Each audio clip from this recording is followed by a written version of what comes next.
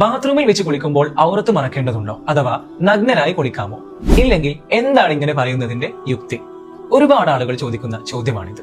നമുക്ക് നോക്കാം.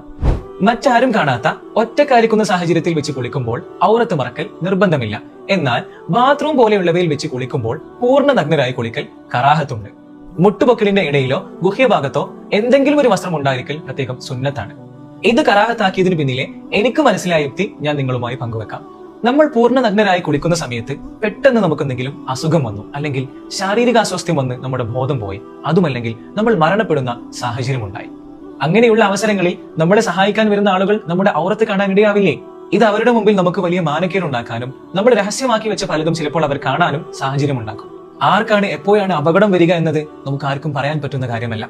അതുകൊണ്ട് കുളിക്കുന്ന സമയത്ത് അറ്റ്ലീസ്റ്റ് നമ്മുടെ ഗുഹ്യഭാഗമെങ്കിലും മറയുന്ന തരത്തിലുള്ള വസ്ത്രം ധരിച്ച് കുളിക്കാൻ വേണ്ടി എല്ലാവരും ശ്രമിക്കുക. ബാത്റൂമിൽ